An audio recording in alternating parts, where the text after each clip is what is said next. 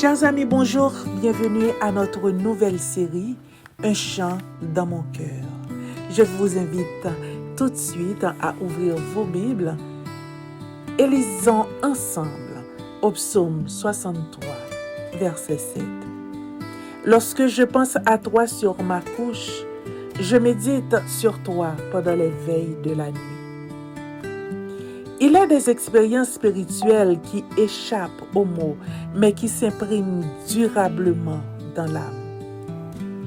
Pour quiconque cultive une marche quotidienne avec Dieu, il arrive ce moment suspendu au réveil où l'esprit n'est pas accueilli par le bruit du monde, mais par une mélodie intérieure.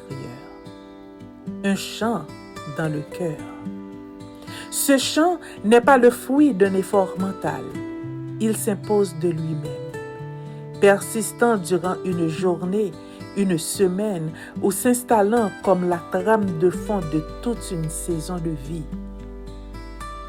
Qu'exprime ce chant mystérieux et que révèle-t-il de notre relation avec le Créateur?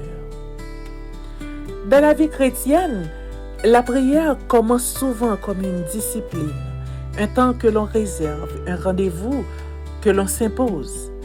Mais lorsque ce chant s'éveille en nous, il témoigne une transition profonde. La prière alors est devenue un réflexe vital, pareil au souffle.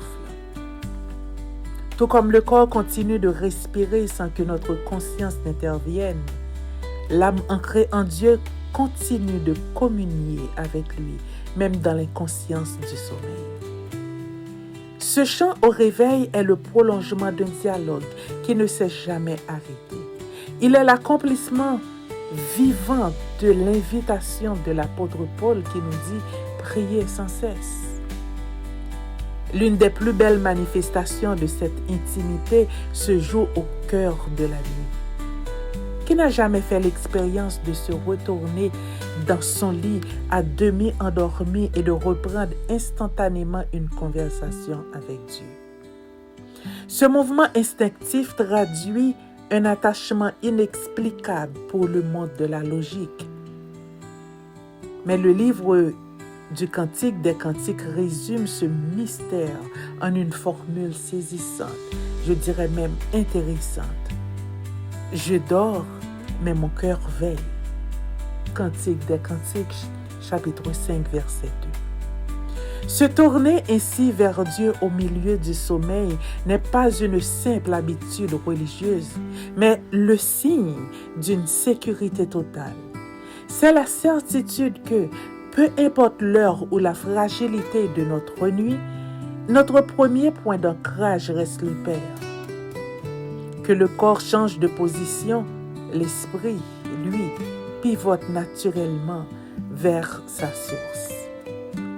Cette symphonie intérieure trouve sa source bien au-delà de nos propres capacités psychologiques. Elle est l'œuvre directe et souveraine du Saint-Esprit. L'Écriture nous rappelle avec justesse que lorsque les mots nous manquent, ou que nous ne savons ce qu'il convient de demander, l'apôtre Paul nous donne ce conseil ou encore nous l'explique de cette manière dans Romains chapitre 8 verset 26. L'Esprit lui-même intercède par des soupirs inexprimables. Quand la fatigue nous gagne ou que les mots nous manquent, l'Esprit prend le relais. Ce chant dans notre cœur, c'est la présence du Saint-Esprit en nous. Il produit une joie et une paix profonde qu'aucun bien, aucune richesse, ni aucun succès de ce monde ne saurait imiter ou remplacer. La nuit est souvent le territoire où les incertitudes s'amplifient et où les angoisses de la vie tentent de s'installer. C'est ici que joue, ou encore c'est ici que le chant dans le cœur révèle sa puissance de garde-fou. En transformant un simple réveil nocturne en un instant de dialogue ou de louange, l'esprit refuse de basculer dans le monologue de l'inquiétude. Alors, la couche du croyant cesse d'être le lieu de l'agitation pour devenir une sanctuaire ou encore un sanctuaire secret. Les promesses à venir ne sont plus des concepts lointains. Elles deviennent une réalité présente, chantée à mi-voix dans l'intimité de la nuit. Ce chant dans le cœur est le thermomètre de notre intimité avec Dieu. Il nous rappelle que la vie chrétienne n'est pas une succession d'efforts religieux, mais une histoire d'amour continu, un attachement si profond qu'il transcende notre état de conscience.